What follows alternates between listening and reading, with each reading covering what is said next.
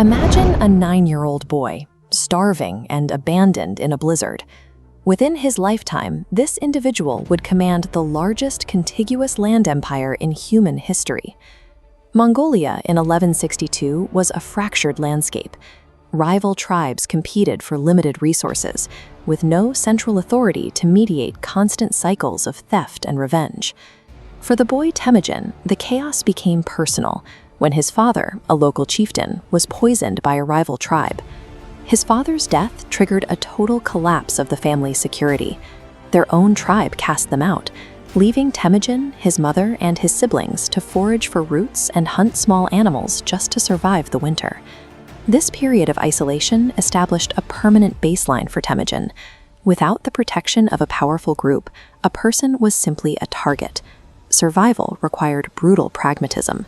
When a dispute over food erupted within the family, Temujin killed his older half-brother to ensure his dominance over limited resources. His growing reputation eventually made him a target. He was captured by a rival tribe and held in wooden stocks, a physical reminder that his life was now entirely in the hands of his enemies.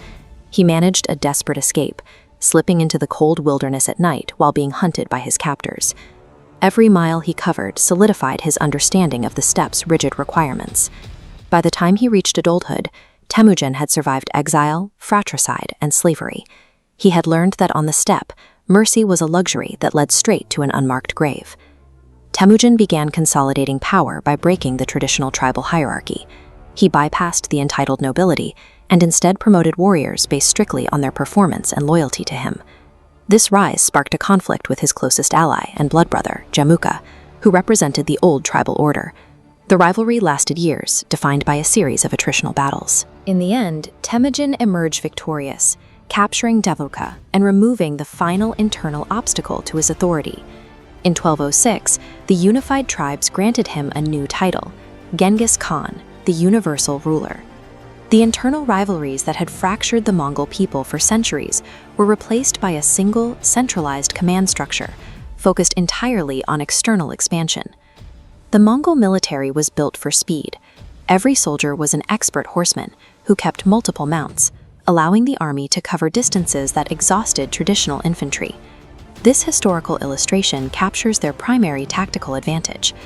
These warriors were trained to fire arrows with high precision while riding at a full gallop. They used this mobility to disorient larger armies. While the enemy maintained a rigid front, Mongol units split into fluid groups to strike from multiple directions.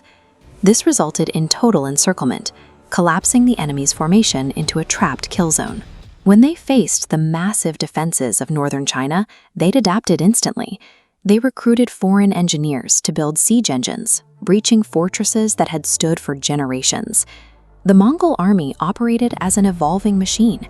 They identified the strengths of every opponent they faced, from Chinese siege engines to Persian logistics, and integrated those tools into their own arsenal. The Khwarezm Empire learned the cost of Mongol retaliation when their ruler executed Genghis Khan's diplomats. To Genghis Khan, this was an existential threat. He responded by unleashing a campaign of total destruction across Central Asia. Cities like Bukhara and Samarkand were methodically dismantled. The Mongols moved through the region demanding total submission, leaving behind a landscape of ruin. His armies continued their outward push, crossing into the lands of modern-day Russia and reaching the borders of Eastern Europe. Genghis Khan established a reputation for calculated, total destruction that preceded his armies by hundreds of miles. He was no longer just a warlord. He was viewed as an unavoidable consequence of geography. In 1227, Genghis Khan died during a final campaign. His burial site was kept a secret, hidden somewhere in the vast plains he had spent his life conquering. The organizational structure Genghis Khan left behind was robust enough to survive his creator. His successors maintained the empire's cohesion, launching new campaigns that would double the size of the territory within a single generation. This map illustrates the final scale of their reach. The Mongol Empire became the largest contiguous land territory in history, creating a single administrative zone from the Pacific to the Mediterranean. This unified territory facilitated a massive exchange of technology, trade, and communication, permanently altering the development of the medieval world. It is a transition that seems impossible.